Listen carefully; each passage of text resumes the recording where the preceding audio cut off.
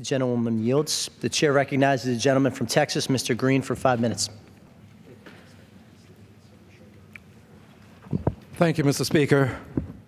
Mr. Speaker, I rise today with a heavy heart.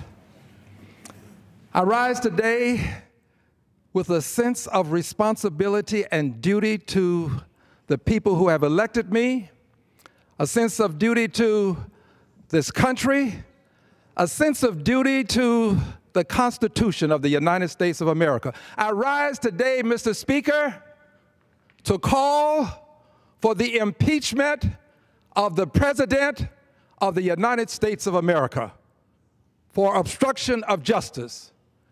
I do not do this for political purposes, Mr. Speaker. I do this because I believe in the great ideals that this country stands for: liberty and justice for all. The notion that we should have government of the people, by the people, for the people. I do it because, Mr. Speaker, there is a belief in this country that no one is above the law, and that includes the President of the United States of America. Mr. Speaker, our democracy is at risk. Mr. Speaker, this offense has occurred before our very eyes. It is perspicuous. It is easy to understand. Mr. Speaker, we are talking about a president who fired the FBI director who was investigating the president for his connections to Russian involvement in the president's election. Mr. Speaker, this is not about the president firing the FBI director because he was investigating someone else. It's because the FBI director was investigating the president himself. And after firing the director, he went on to let us know that he considered the investigation when he fired him. And then he tweeted language that would be intimidation or a warning, an admonition, very strong to say the very least. Mr. Speaker, we cannot allow this to go unchecked. The president is not above the law. It is time for the American people to weigh in. Mr. Speaker, the American people are a part of this democracy. This is a participatory democracy. The American people don't participate on election day only. The American people participate daily, and this is your day to act. This is your day. I'm speaking to the American people. It is time for you to act. It is time for you to let us know where you stand. I've seen a poll that indicates that a majority now of those who are being polled are for impeachment. And I've seen another poll that says a plurality of those. Whether it's a majority or plurality, let's let the American people weigh in. The American people should speak up, speak out, stand up so that we will get a sense of what the American people want. This is not something to be taken lightly, and I do not. I think that this is one of the highest callings that a member of Congress has to address.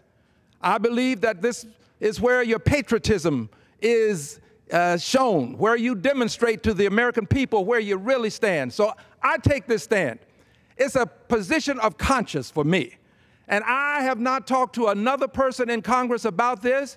Each member of Congress has to make his or her own decision, so this is not about my encouraging other people to do things other than the American people. This is about my position. This is about what I believe. And this is where I stand. I will not be moved. The president must be impeached. For those who do not know, impeachment does not mean that the president will be found guilty. It simply means that the House of Representatives will bring charges against the president. It's similar to an indictment, but not quite the same thing. Once the president is impeached, then the Senate can have a trial to determine the guilt or innocence of the president, whether he is guilty or not guilty, to be more specific. But the House of Representatives has a duty that it can take up, and that is of impeachment. I stand for impeachment of the president. How can you weigh in?